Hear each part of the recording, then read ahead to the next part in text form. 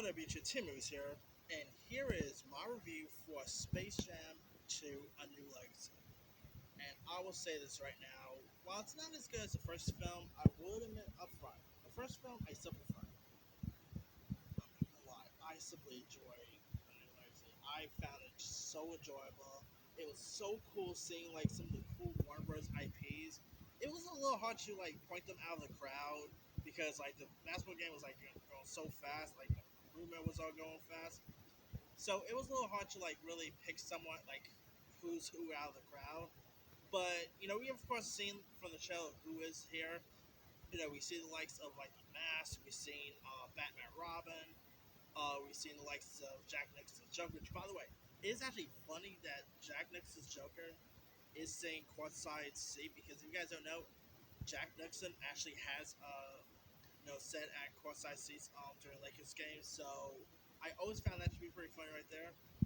But anyway, yeah, this movie like just had tons. I mean, you had the Wicked Witch of the West, Dorothy. You had for some reason they thought Pepe Le Pew was offensive, but they thought it was a good idea to add the rapist from Clockwork Orange.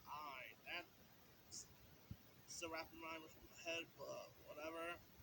Mad Max. Loads of really cool characters featuring in this. Uh, the basketball game was. I'm not a basketball guy, so I don't really know much about the fundamental of the game or anything. But I thought the match was cool. Like it was a highlight of the film. Of course, we know like what we see in the trailer. LeBron ends up getting sucked into like this. It's pretty much this algorithm created by this AI group played by Don Cheadle. And so in order to and of course Don Cheadle has kidnapped LeBron's son, who's by the way played by Cedric Joe, who I thought was really good in this. And so of course LeBron ends up getting sucked into Looney Tunes, where he into the Toon World world where he of course meets Bugs Bunny.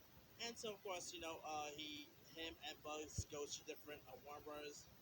Area to get some of the Looney Tunes characters, and so they can play a basketball game with the Goon Squad as well. So yeah, you got some really like the characters in this thing was pretty cool. I mean, it was really cool seeing some of the most iconic characters, like some of the most iconic characters pop up in this, and it was really cool to see the Looney Tunes getting all back together. Whether it's like Bugs Bunny, Lola Bunny, Tasmanian Devil, Foghorn Leghorn, Daffy. I mean, Daffy was a referee, by the way. That was pretty cool right there. So, so yeah, that was really cool to watch. The effects was definitely cool. Like when they like go, switch from from regular animation to 2D animation, it looked really cool. I mean, the 2D animation, by the way, I'm not joking. It literally looks, when you go Six Flags, there's like, Looney Tune characters all showing up and on. It literally looks like those costume characters from Six Flags came to life, and that's what we got.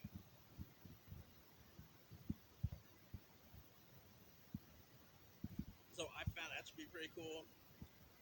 LeBron, I don't hate LeBron or anything like that, but I will admit he's not really good at it. Right? I mean, he did have some really fun moments in Trainwreck, and he had some cool moments in this. But as an actual actor, I really don't think he's there yet. I think he could probably get there. Who knows? But Michael Jordan wasn't that great of an actor either when he did the original Space Jam, so did Alvarez. So, but anyway, LeBron James, of course, he played himself, so he did the best he could.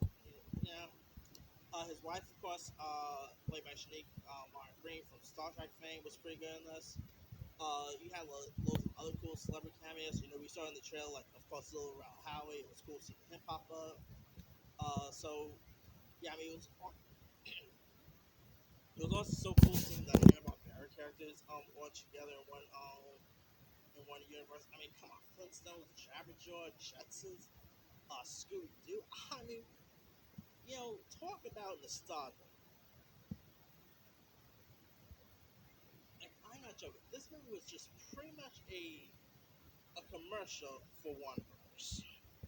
That's what we get. This is just a commercial for Warner Brothers IP. So yeah, there's that. But yeah, it's definitely such a really fun time. It's so entertaining. The jokes was pretty good.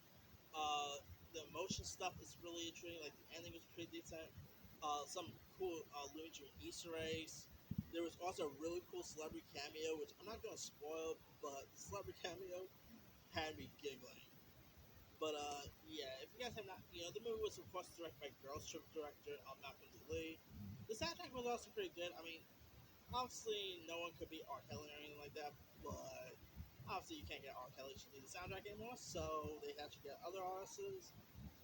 They did the best they could with the soundtrack, so okay, not as memorable as the original, but that aside, yeah, I thought the film was really solid. I'll definitely recommend people seeing it.